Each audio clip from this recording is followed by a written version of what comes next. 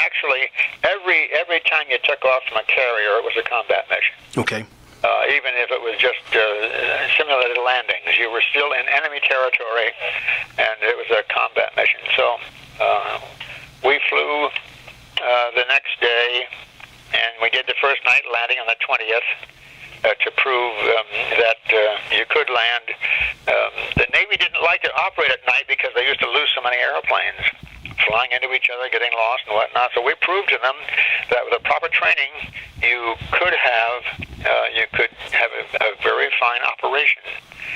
So on my first night landing on the carrier was on the 20th, and I had 800 hours total time at that time, a real beginner. And then on the 23rd of April, I shot down a Bitty bomber, and that was my first kill. You said that was April 23rd? Yeah, it was 23rd. Yeah. Okay. So tell me, can you talk about that? What do you remember about that day? Oh yeah. We were on. We used to take off in the dark so we could practice our radar intercepts, and at night, and then we'd wait for the sun to come up before we'd land on the carrier. And so we took off on the 23rd, probably 4 o'clock, and did our radar intercepts on each other, and kept track of where everybody was, except for the two who were doing an intercept in the radar program. It would become light, so we'd be the early morning patrol over the fleet, combat air patrol for a couple of hours, and then we'd come in and land and have breakfast. So this morning, the 23rd, we were out, and we were at 8,000 feet, and they reported a bogey in our vicinity. Well, I was Section 2 leader, and we had 4 airplanes in each flight.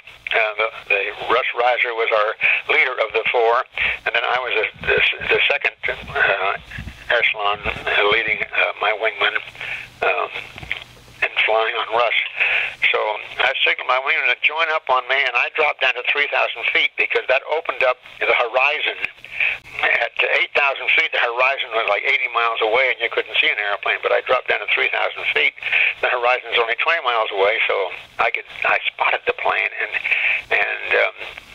headed toward it with my throttle wide open and charged my guns. And then I called Russ and told him that I spotted a bogey. Well, I think he had spotted it too because he made a high side run on it, but I slowed down in back of him and just hosed the fuselage with my 650 calibers, and finally I think I hit the pilot, and the plane was just right on the ground, right on the water, and it lurched and ricocheted off the water and disintegrated. And they picked up a survivor, a fellow who was in the meantime, while I was slowing down, I was machine gunning the tail gunner and the 2 side gunners, and they had a top gunner. And the survivor was from the top turret, and he came aboard our carrier, and he was very nasty, a real samurai warrior, and screaming and yelling and throwing his food around, and I had to go down and meet him, so I did, and interpreter was there and explained to him who I was and pointed to my wings and said, this is the fellow that shot you down. Well, he came over to the bars and saluted me and stood at attention and was bowing and scraping and talking in Japanese, and the interpreter said, this is most unusual. He is saying that he is a samurai warrior, and you spared him his life in combat, and he is committed now as a samurai warrior to offer his life to you as a slave. I said, will you tell him thank you very much?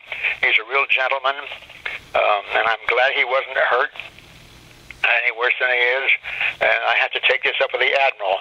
The first island we came to, we dumped him off, and he became a prisoner of war then. But I didn't. I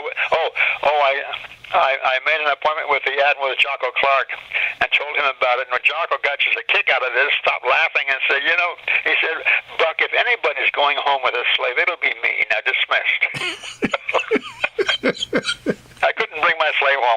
Exactly.